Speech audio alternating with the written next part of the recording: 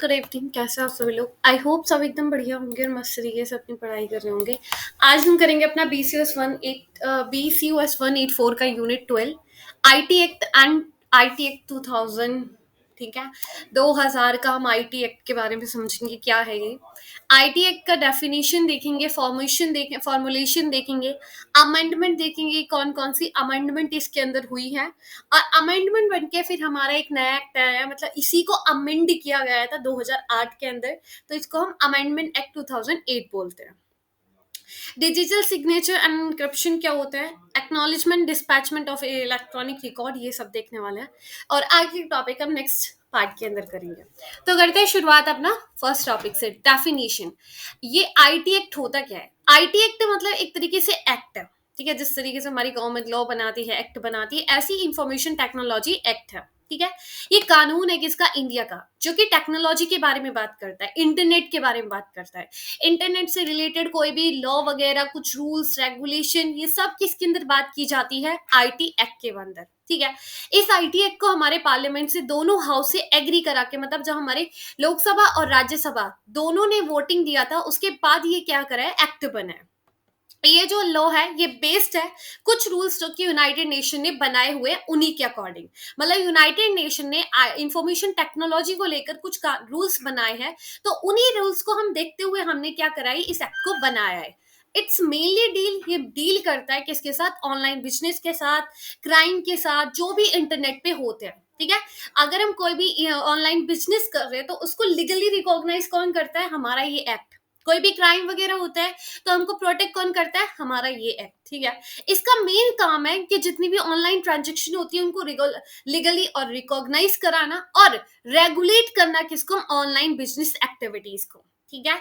तो ये हमारा जो कानून है ये कब से स्टार्ट हुआ है? अक्टूबर 17 2000 से, ठीक है। और ये काफी इंपॉर्टेंट स्टेप है किसको मैनेज करने में? इंडिया के अंदर टेक्नोलॉजी को मैनेज करने में। तो ये था हमारा क्या? इंफॉर्मेशन टेक्नोलॉजी एक्ट, किसका? 2000 का। आगे हम बात करते हैं फॉर्मुलेशन। तो आईटी एक्ट 2000 का ये काफी मतलब इसको बनाया क्यों गया है? क्या जरूरत थी इंफॉर्मेशन टेक्नोलॉजी को एक्ट क्यों एक अलग से एक्ट लेके आने की? देखो भाई, आज के टाइम पे बहुत सारे लोग हैं, बहुत सारे बिजनेस जो कि इंटरनेट पे काम करते हैं, ठीक है। बहुत ही डिजिटलाइजेशन हो रहा है, बहुत सारे बिजनेस है जो लोग बाइंग भी करते हैं, सेलिंग भी करते हैं। तो इस लॉस बनने से पहले काफी बड़े बड़े कंसर्न, काफी बड़े बड़े चैलेंज होते थे हमारे ऑनलाइन ट्रांजेक्शन को लेकर, कि अगर कल को मैं पैसे किसी को भेजती हूँ तो वो पैसे मेरे सेव रहे, या अच्छे इंसान एक जिसको मैं भेजना चाह रही हूँ उस तक ही पहुंचे, ठीक है। और उसको पैसों को लीगली रिकॉग्नाइज कौन करेगा? सर को कल को अगर मैं किसी को पेटीएम करती हूँ और वो बोले कि नहीं, ये 50 रुपए मैं इसको वैलिड नहीं मानता, मेरे को असली का नोट चाहिए, तो गवर्नमेंट बोलेगी भाई इसने पेटीएम करा है तो कैसे नहीं मान सकते, ठीक है। तो इस चीज में कौन प्रोटेक्ट करता है? हमारा ये कानून, ठीक है। तो इन्हीं सभी प्रॉब्लम को देखते हुए हमारा ये कानून लेकर आया जाता है। और ये कानून हमारा पहली बार बिल आया था कब? 1998 के अंदर एक बिल बनाया जाता है, आईटी बिल जिसे हम बोलते हैं। इस आईटी बिल के बारे में काफी डिस्कशन होता है, काफी चेंजेस करती है कौन? हमारे पार्लियामेंट इस बिल के अंदर। फिर 2000 के अंदर इसको कानून बना दिया जाता है। तो बिल हमारा कब आया था? 1998 के अंदर, और कानून कब बना था? 2000 के अंदर, ठीक है। इस कानून को अपडेट किया जाता है ओल्डर लॉ से, मतलब जो पहले कानून लॉ बने हैं, जो पहले रूल्स बने हैं, उन सभी को धीरे धीरे अपडेट किया जाता है, क्योंकि टेक्नोलॉजी धीरे धीरे चेंज हो रही है, धीरे धीरे क्या, बहुत जल्दी जल्दी चेंज हो रही है। तो भाई हमको अपना कानून भी तो चेंज करना पड़ेगा, है ना। तो इसलिए श्योर करा रहा है जितनी भी इलेक्ट्रॉनिक ट्रांजेक्शन होती है वो लीगल होती है, रिकॉग्नाइज होती है, प्रोटेक्टेड होती है, ठीक है जी। अमेंडमेंट देखते हैं। अब यह 2000 का एक्ट हमारा 2000 में आया था, लेकिन बाद में इसको अमेंड भी किया जाता है। तो इंफॉर्मेशन टेक्नोलॉजी एक्ट 2000 का ये ओरिजिनली सपोर्ट करता है ग्रोथ किसका? डिजिटलाइजेशन का, कि ज्यादा से ज्यादा डिजिटलाइजेशन हो। ई कॉमर्स को इंश्योर करता है कि वहां पे सेफ्टी हो, सिक्योरिटी हो, जितने भी ऑनलाइन ट्रांजेक्शन हो रहे हैं उनके अंदर, ठीक है। ये जो एक्ट है इसको हमें अपडेट करने की जरूरत है, ठीक है। Sorry, this the act needed to be updated. हाँ, address a new challenges, security concern. तो वही है कि धीरे धीरे हमारा टेक्नोलॉजी इवॉल्व हो रहा है, तो हमको इस ऐप को धीरे धीरे क्या पड़ेगी, जो मतलब पहले कानून बना था उसको भी अपडेट करने की जरूरत है, क्योंकि नए नए चैलेंजेस हमारे सामने आ रहे हैं। 2008 के अंदर हम इस क्या करते हैं, इस 2000 वाले एक्ट को अमेंड करता है और फिर हम क्या करते हैं, इसके अंदर कुछ चेंजेस लेकर आते हैं। ठीक है, ये जो अमेंडमेंट है दोनों हाउस से पास होती है, फिर प्रेसिडेंट के पास जाती है, प्रेसिडेंट भी साइन कर देता है, फिर उसके बाद हमारा ये एक्ट को अमेंड कर दिया जाता है। और फिर उसके बाद जो ये अमेंडमेंट है काफी जरूरी थी, क्योंकि डिजिटलाइजेशन इंक्रीज हो रहा था तो क्राइम वगैरह भी बढ़ रहे थे। ठीक है जी, तो इसलिए हमने क्या करा, एक अमेंडमेंट एक्ट लेकर आए 2008 का, जिसने हमने रिवलाइज करा किसको, साइबर लॉ फ्रेमवर्क को इंडिया के अंदर। की कंट्रीब्यूशन देखते हैं क्या जरूरत थी भाई, क्या क्या चेंजेस लेकर आया है 2008 के अंदर। तो हमने क्लियर डेफिनेशन दी है, इलेक्ट्रॉनिक सिग्नेचर क्या होगा। आजकल ऑनलाइन सिग्नेचर कर देते हैं ना, तो क्या होगा वो, कम्युनिकेशन डिवाइस क्या होगा, cyber cafe, cyber security, improve clarity. तो मतलब इन सभी की इन्होंने क्लियर डेफिनेशन दी है, किसने, इस एक्ट में। ठीक है, इसने रिडिफाइन करा है इंटरमीडिएट्स को। अगर हम कहीं भी कोई सर्विसेज लेते हैं किसी से, या कोई भी सामान लेकर आते हैं, तो उसमें जो इंटरमीडिएट रहेगा, तो उसको अच्छे से डिफाइन कर रहा है। ठीक है जी, एड्रेस पेनल्टी, जो पेनल्टी वगैरह लगती है कि हमारा डाटा किसी ने चोरी कर लिया है, खराब कर लिया, उसके ऊपर पेनल्टी का बात किया है। इंट्रोड्यूस करा है पनिश ऑफेंसेस, कि अगर कोई हमको डराता है, धमकाता है, तो उसको पनिश करने के लिए अलग से उनके लिए मतलब कितना उनको पनिशमेंट मिलेगा। कोई इसको अनोइंग करता है, ठीक है, कुछ उल्टी सीधे बातें बोलता है, या फिर उसको कुछ भी बोलता है, तो इसलिए। ठीक है, और ये स्ट्रेंथ करता है कि इसको लीगल फ्रेमवर्क को, साइबर सिक्योरिटी को प्रोटेक्ट करता है, हर एक इंडिविजुअल की राइट इसके अंदर डिजिटल स्पेस के अंदर साइबर सिक्योरिटी को इफेक्टिवली बनाता है। ठीक है, तो ये सब हमारे की कंट्रीब्यूशन है किसका, अमेंडमेंट एक्ट 2008 का। अब हम बात करेंगे डिजिटल सिग्नेचर एंड इंक्रिप्शन।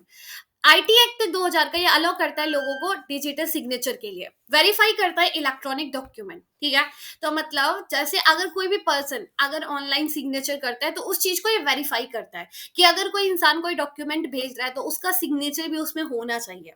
ठीक है, तो ये हमारा डिजिटल सिग्नेचर। मतलब अभी मैं किसी को सिग्नेचर करना है, तो मैं ऐसे पेपर लूंगी और पेन लूंगी, सिग्नेचर करके दे दूंगी।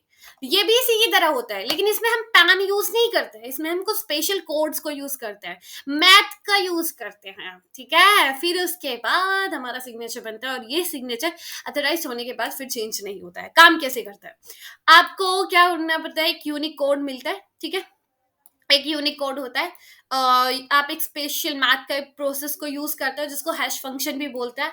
इससे आपको एक कोड होता है। ठीक है, वो जो कोड होता है इनक्रप्टेड फॉर्म में होता है, या फिर वो ऐसे ऐसे फॉर्म में होता है। ठीक है, स्टार की फॉर्म में, हैशटैग की फॉर्म में, और भी काफी कुछ ऐसा। ठीक है, फिर इसको कोड को लॉक कर दिया जाता है, इसको प्राइवेट रख दिया जाता है, इसको किसी को नहीं पता होता है। ठीक है, मैं किसी का सिग्नेचर, अब फिर आपके डॉक्यूमेंट भेजा है, तो उस डॉक्यूमेंट में अपना सिग्नेचर जो कोड है उसको क्या कर देते हो, आप सेंड कर देते हो, उसको उसके साथ अटैच कर देते हो। रिसीवर को मिलता है, रिसीवर एक बार उसको अनलॉक करने की कोशिश करता है, किससे, पब्लिक की से। अगर आपका सिग्नेचर मैच हो जाता है ओरिजिनल कोड से, तो डॉक्यूमेंट मतलब ओरिजिनल कोड से मैच हो जाता है, तो समझा जाता है कि भाई राइट पर्सन ने हमको क्या करा है, इसको भेजा है। लेकिन अगर नहीं मैच होता है, तो समझो किसी ने हमको उल्टा सीधे ने किसी ने भी भेज दिया। ठीक है, तो ये हमारा डिजिटल सिग्नेचर जो हेल्प करता है श्योर करने में कि जो इलेक्ट्रॉनिक डॉक्यूमेंट है, जिस तो भेजना चाह रहा है, जिसका मतलब जो जिसका है, जो जिसका सिग्नेचर किया है, वही है वो इंसान, ये चीज वेरीफाई कराता है। ठीक है, अब हम एट्रीब्यूशन की बात करते हैं। इलेक्ट्रॉनिक कॉमर्स एट्रीब्यूशन ये फिगर आउट करता है कि भाई किसने हमको मैसेज करा है, किसने हमको डॉक्यूमेंट भेजा। कल को कोई मुझे मैसेज कर देता है, वो अपना नाम रख देता है गेमर, मुझे क्या पता कौन है गेमर, उसका रियल नाम क्या है, वो कैसे पता चलेगा, है ना। तो ऐसे हमको क्या पता चलता है कि किसने हमको ये मैसेज करा है। भाई डॉक्यूमेंट रियल में कौन है वो इंसान जिसने भेजा है। तो क्योंकि हमको कोई रियल में तो भेज नहीं रहा है, सामने आके उसने ये थोड़ी नहीं बोला है कि लो जी मेरी फाइल पकड़ो, ये मैंने आपसे ही बोला है। अब फोन पे कोई भी अपना उल्टा सीधा नाम रख के हमको सीधा मैसेज कर सकता है, डॉक्यूमेंट भेज सकता है। तो ये काफी ट्रिकी है समझना कि कौन भेज रहा है। ठीक है, तो इसलिए हमारे कुछ आईटी एक्ट 2000 के अंदर कुछ रूल्स बनाए गए हैं।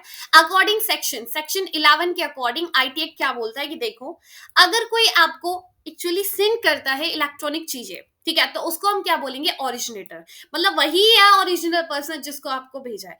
अगर कोई किसी के बिहाफ पर भी काम कर रहा है, मतलब मैं कोई डॉक्यूमेंट सेंड कराना चाह रही हूँ, ठीक है, और मैं साइबर कैफे पे गई, अब मैंने वो डॉक्यूमेंट उस कैफे वाले भैया से सेंड करा दिया, ठीक है, वो भेजा साइबर कैफे वाले ने, लेकिन मेरी परमिशन पे, क्योंकि मैंने बोला है, तो इसके लिए कौन रिस्पॉन्सिबल रहूंगी? मैं, ठीक है। अगर ऑटोमेटिकली मेरे सिस्टम से सेंड हो गया है तो उसके लिए भी कौन चार्ज करूंगी? मैं। तो ये क्या दिखाता है कि अगर किसी पर्सन ने किसी इंसान को, पर्सन बी को क्या करा है, मेल करा है, अगर मैंने किसी को मेल करा है तो मैं होंगी ओरिजिनेटर, अगर मैंने जिसको सेंड किया है वो होगा रिसीवर, ठीक है। तो इसके अंदर कुछ रूल्स बनाए गए हैं जो कि क्लैरिफाई करते हैं कि कौन रिस्पॉन्सिबल है, किसके लिए इलेक्ट्रॉनिक कम्युनिकेशन के लिए, क्या इलेक्ट्रॉनिक कॉमर्स है, ठीक है। तो ये था हमारा एट्रीब्यूशन। रेगुलेशन सर्टिफाई अथॉरिटी, कुछ रेगुलेशन है किसके लिए? सर्टिफाई अथॉरिटीज के लिए, तो ये हम नेक्स्ट पार्ट के अंदर करेंगे। तो मिलते हैं नेक्स्ट लेक्चर के अंदर। सो बाय, टेक केयर, अपना ध्यान रखे, ख्याल रखे, और ऐसे ही पढ़ते रहे, आगे बढ़ते रहे। Bye, take care.